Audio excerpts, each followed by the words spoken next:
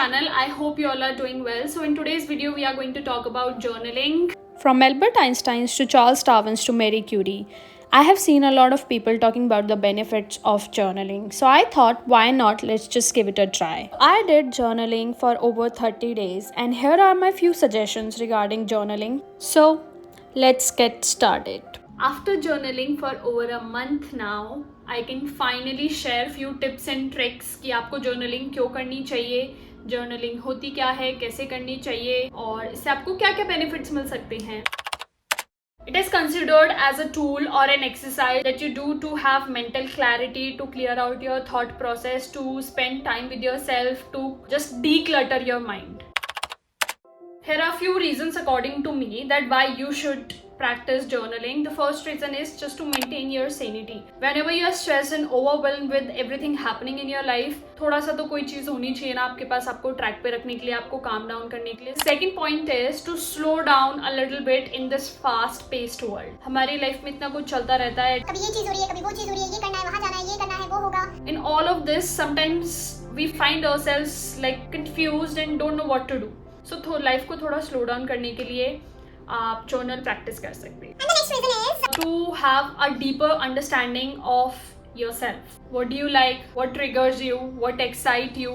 What you don't like? How do you behave with people whom you don't like? It also allows you to keep a track of your productivity, how productive you feel during the day, and what distracts you, what is your distraction, how you can overcome it, how you can amp up your productivity. And the last point is it also lets you out your emotion. Without any judgment, बिना किसी judgment के, nobody is judging you. Whatever you are feeling, you can write it down and just do it. Answering of the question how, you can do it in two methods, whichever is favorable to you.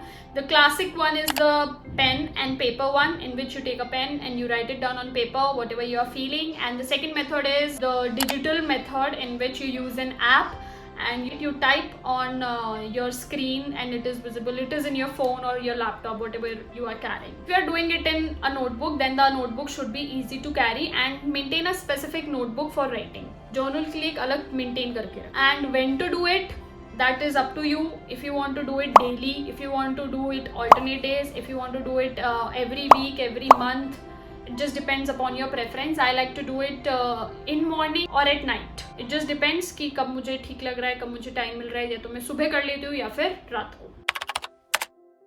तो अगर आपको नहीं पता है कि कहाँ से शुरू करना है, कैसे शुरू करना है, I can give you few suggestions. अगर आप चाहो तो आप काम में ले सकते हो, अदरवाइज आपकी मर्जी.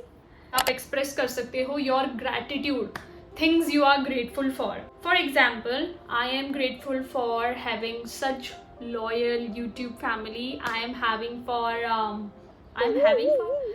grateful for having water to drink. I am grateful for having shelter. I am grateful for having this life. There are n number of things. आप बहुत सारी चीज़ों के बारे में लिख सकते हो, तो आप ये gratitude journal भी maintain कर सकते हो. The second idea is you can write about 3 good things that happened to you during the day. या फिर 3 नहीं हुई तो 1 या 2, कोई भी अच्छी चीज़ आपके साथ दिन भर में हुई हो, आप उसके बारे में लिख सकते हैं. The third idea is you can write when you are feeling stuck. आपका दिमाग एक ही चीज़, एक ही सुई पे अटक गया है, या आप उसी के अराउंड यहाँ से शुरू कर रहे हो, फिर घूम के वापस से यहीं पे आ रहे हो. सो आप इस चीज़ के बारे में लिख सकते हो कि ये मेरे दिमाग में तब से यही बात चल रही है, कब से चले जा रही है, जो भी बात है वहाँ लिख दो, and then get over it. You can also write about your daily affirmations. Affirmations are what? You talk to yourself, you give yourself affirmations, positive lines आप खुद के लिए बोलते हो. Parul, you are confident. Parul, you are the strongest girl in the world. हाँ, over confident नहीं होना है. ये सारे आप affirmations दे रहे हो खुद को कि आप ये कर सकते हो, आप करोगे. Next is you can also write about your goals, your dreams, your hopes. आप क्या चाहते हो, आपने क्या अचीव किया है, आपका क्या सपना है, आप उसके बारे में भी डिस्कस कर सकते हो, लिख सकते हो. And the last thing is free style writing. जो मन में आ रहा है बस लिखते जाओ, मन खाली कर दो. And here are few things to keep in mind if you feel कि आपके लिए सेफ नहीं है जर्नलिंग प्रैक्टिस करना, कि आपको डर लगता है कि कोई उसे पढ़ लेगा, ऐसा हो जाएगा वैसा हो जाएगा. तो मैं आपको 2 चीजें बताती हूँ. एक तो अगर आप कुछ लिख रहे हो then don't write names of people. उसमें लोगों का नाम मत लिखो, आप अपना एक्सपीरियंस शेयर कर दो, आपका पॉइंट ऑफ व्यू बता दो, नाम मत लिखो. This can be really helpful. या फिर उस आप बुरी चीज़ों के बारे में या जो भी डायरी पढ़ सकता है, कोई प्रॉब्लम हो सकती है, उन चीज़ों को डिस्कस मत करो, कुछ और चीज़ों को डिस्कस कर लो, राइट अबाउट डिफरेंट थिंग्स। आप ऐसा भी कर सकते हो। Don't always complain and rant about your problems in the journal. आपके साथ कुछ बुरा हुआ है, discuss about it, try to get over it. Solution oriented आपको अपना पर्सपेक्टिव रखना है। आपको उसी सर्कल में वापस हट के नहीं रहना है कि आज मेरे साथ ऐसा हो गया, इसने मेरे साथ ऐसा कर दिया, ये ऐसी है वैसी है।